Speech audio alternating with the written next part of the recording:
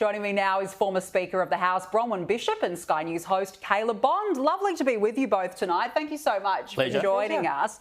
Bronwyn, let's start, of course, with this asylum seeker issue. The fact Aboriginal elders figured it out before Border Force, what does that tell you about our current border protection policies?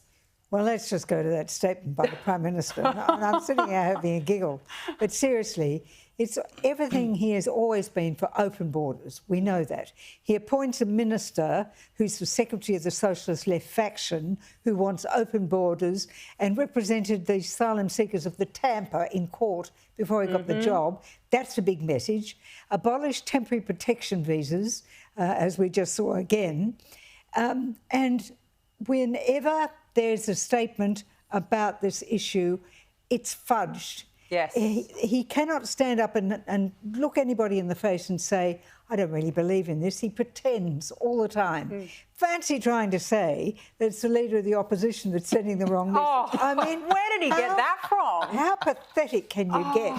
And seriously, the surveillance question is very important. I've actually done those surveillances.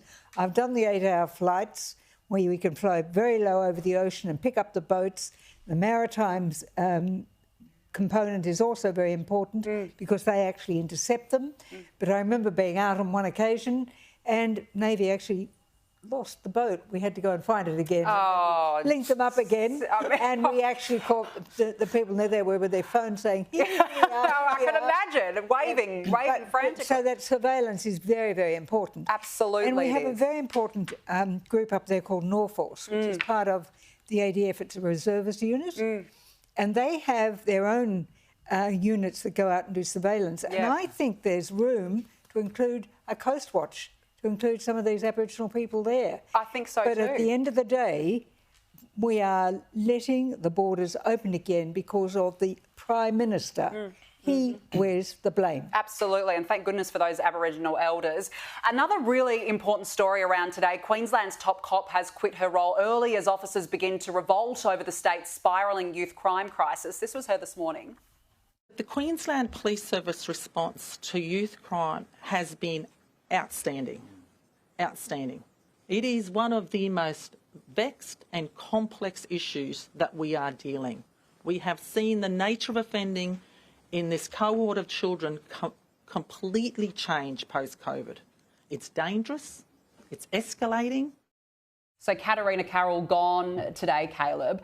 It's the first scalp in this youth crime crisis. But realistically, how big of a difference would a change in police commissioner actually make when it comes to the response to this? Well, you require a police commissioner who actually wants to do something about it, but it's also reliant on a police minister who is willing to support said police commissioner. I am not the least bit sad to see Carroll go. I mean, look, we're talking about last week, I think it was a well-respected copper in Queensland was suspended for allowing his officers to ram a stolen car. Now, by ramming that stolen car, it allowed those alleged youth offenders in that vehicle to be arrested. If he had not taken that action, they may well still be out and about today committing crimes, perpetrating crimes upon other people. For actually calling for his officers to do some policing, he was stood down, and that was for the second time as well. If the police commissioner doesn't have the balls, and I know in this case it was a woman, so she doesn't physically have the balls, but